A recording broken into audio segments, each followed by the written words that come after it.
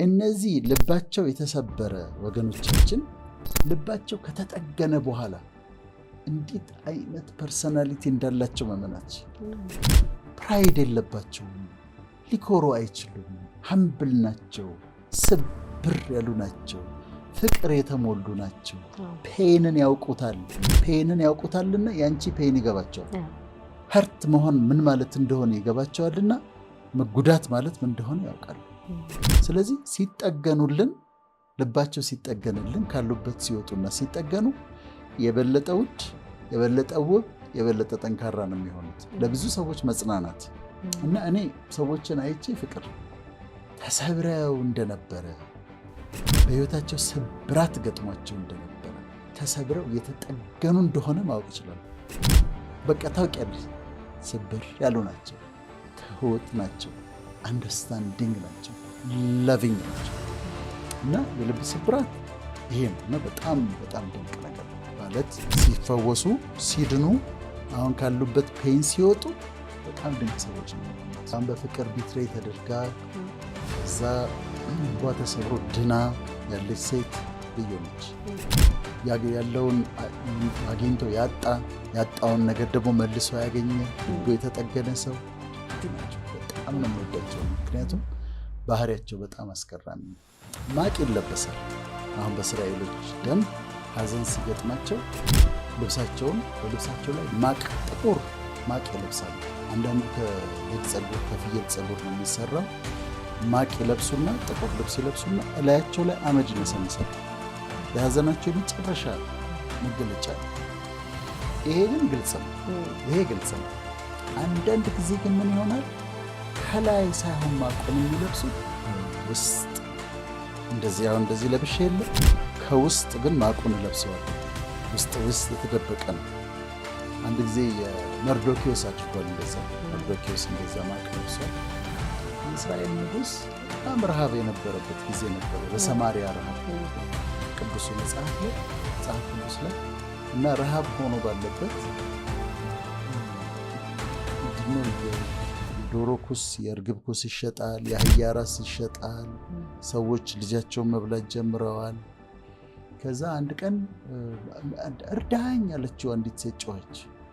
ከዛ ከምኑ ነው ረዳሽ? ከአውድማው ነው ከመጥመቂያው ነው? የለም ምንም ነገር። ምን ረዳሽ ያለው ሲል ኬዙን ነገረችው። ትናንትና የኔን ልጅ በልተን ነበረ ከጓደኛዬ ጋር፣ ዛሬ ደግሞ የእሷን መብላት ነበረብናለች። በጣም የሚያሰቀቅ ታሪክ ነው። ከዛ ንጉሱ ልክ የክብር ልብሱ እንዳደረገ ነው።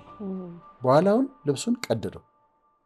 ልብሱን ሲቀደው በውስጥ በኩል ለካ ማቅ ለብሶ፣ ጥቁር ማቅ ለብሶ እና እነዚህኛዎቹ ደግሞ ያ ውስጣቸው የተጎዳለ፣ እነዚህ ደግሞ ከውጭ ዘንጠው በውስጥ በኩል ግን ማቅ ለብሰዋል። ውስጥ በኩል የሀዘን ልብስ ለብሰዋል። ከላይ አምሮባታል፣ ተውባለች፣ ፊቷን ተሰርታለች፣ ሜካፕ ዝነጣዋ። ውስጥ ግን የለበሰችው ጥቁር ልብስ አለ። የውስጥ ግን ሀዘን አለባት። ማቅ ግን ውስጧል፣ ከላይ የማይታይ ማለት ነው። አሁን እንዳልሽው በሳቅ የተሸፈነ እኔ ያጋጥሙኛል። ልክ እንደዛ አይነት ሰዎች በጣም በቃ መጥቶ የሚያስቅ የሚያጫውት ኤንቫይሮንመንቱን የሚለውጥ ፈን የሚያመጣ ምናምን ሆኖ በቃ ሰው ሁሌ ደስተኛ ነው ትያለሽ። ወይ ቁጭ ብለሽ ስታወሪ ወይ አንድ ቀን የሆነ አጋጣሚ ሲመጣ ግን ውስጡ ያለውን ሀዘን ታያለሽ። ማይ ጎድነስ ይህንን ተሸክሞ ነው የሁሉ ውስጡ የሁሉ ሀዘን እያለ ነው ማለት ነው ሲጫወት በስከታለሽ ወይ ፍልቅልቅ ትሆናለች፣ ትስቃለች፣ ትጫወታለች፣ ምናምን እንደዛ ታለች፣ ትዘንጣለች። ብታዋሪያትም አትገልጽልሽም። ግን በካውንስሊንግ ቁጭ ብለሽ የምትነካበተናለች። እሷን ስትነኪ ግን ታወርደዋለች እንበዋል። ለምንድን ነው? የተደበቀ የተሰወረ ሀዘን ስላለ። እነዚህ ደግሞ ያለባቸው እነዚህም ከሀዘን ከደረሰባቸው ሀዘን ግሪፊንግ ፕሮሰስ አለ። ሾክ፣ ዲናያል፣ ባርጌ እንደዚህ ፕሮሰስ አለ።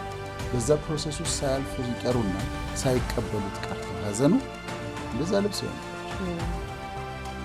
አንዳንድ ጊዜ ስራቸውን አይወዱት።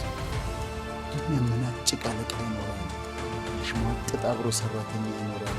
ግን ስራ መቀየር አትችልም።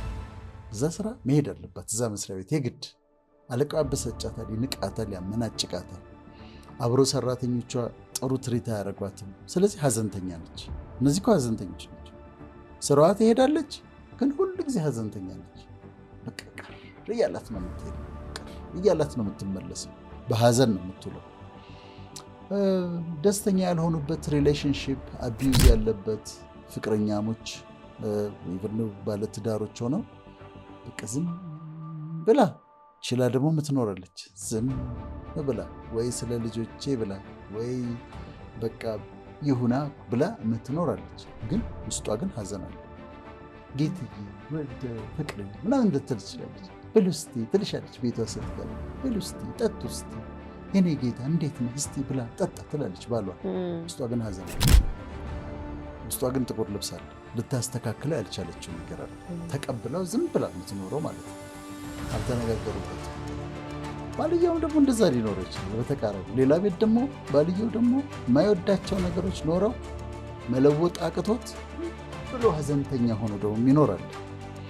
እነዚህ ከሪሌሽንሽፕ ጋር የተያያዙ ራስን ካለመቀበል የተነሳ ራስን አይደንቲቲን ካለመቀበል ይሄ በልጅነት የተነገራቸውን ነገሮች ይዘው እንዲነሽ እንዲያነሽ ፉንጋነሽ ባሪቾ ምናምን ተብለው ያ ፊዚካል አፒራንሳቸውን ካለመቀበል የተነሳ ደግሞ በቃ ሁሉ ጊዜ በህይወት ዘመናቸው ሁሉ ጥቁር ልብስ ለብሰው የሚኖሩ አሉ። አንድ ጊዜ አንድ ጓደኛ ወይ ቦይፍሬንዷ የነበረ ሰው የነገራትን ነገር ይዛ ተቀብለው ራሷን መቀበል ተቸግራ የራሷን ዩኒክ እያንዳንዱ ሰው ዩኒክ የሆነ ቢዩቲ ያለ እያንዳንዱ ሰው ውብ ነው። ያንን መቀበል አቅቷት የሆነ ሰው የነገራትን ነገር የሆነ ቦይፍሬንድ ያላትን ነገር ይዛ ከዛ በኋላ ተቸግራ የምትኖር ራሷን መቀበል ተቸግራ ሀዘንተኛ ሆና የምትኖር ደግሞ አለች። ያዩታል እነሱ። ሌላ ደግሞ ስኬትን ማጣት ይለፋሉ ሰክሰስፉል ለመሆን ይሞክራሉ አልሆናለኝ ሲሉ ቃልሳካ ደፋ ቀና ወድቀው ተነስተው ታግለው ኑሮን ማሸነፍ ሲያቅታቸው ለውጥ ማምጣት ሲያቅታቸው እነሱ ደግሞ የውስጥ ልብስ ጥቁር ልብስ ይለብሳሉ። ከእነዚህ ደግሞ የተለየው ከፈጣሪ ጋር መስማማት ሲያቅታቸው ፈጣሪን ያኮረፉ ሰዎች በጣም ከባድ ኑሮ ነው የሚኖሩት። በጣም ከባድ ወዴት ይሄዳል? ዳዊት እኮ ብሎ ወደ ሰማይ ብሄድ በዛ አለ፣ ወደ ታች በወርድ እዚያ አለ፣ በሁሉ ጋር አለ። የት ትሄጃለሽ? ከእሱ ጋር ተጣልተሽ ከእሱ ጋር ይኳረፉና በተለያየ ምክንያት እሱን ይቀየሙና ከእሱ ጋር ያላቸው ሪሌሽንሽፕ ደግሞ ይበላሽና ሀዘንተኛ ሆኖ ይኖራል። በህይወታችን ብሪፍ ለሆኑ ወራት በተወሰነ ጊዜ የምንቀየምበት የምናኮርፍበት ጊዜ አለ። እነዚህ ሰዎች ከእሱ ጋር ሲጣሉ በተለያየ ምክንያት እሱ ልክ አይደለም፣ በድሎኛል፣ ጎድቶኛል ብለው ወቅሰው እሱን ከእሱ ጋር ሲጣሉ ሀዘንተኛ ነው እና በእነዚህ ሁሉ ምክንያቶች ሰዎች በውስጥ በኩል ማቅ ይለብሳል። የውስጥ ሀዘን ነበራቸው። ይሄ ማቅ አሁን ስናወራው ይገባቸው ካለ ማቅ ውስጧ ከውስጥ የለበሰችው ካለ ማቅ ከውስጥ የለበሰው ያውቃል። መቀደድ አለበት፣ መወገድ አለበት። ለይታ ያንን ሀዘኗን ማስወገድ አለበት እና ይሄ ነው የተሰወረ ሀዘን።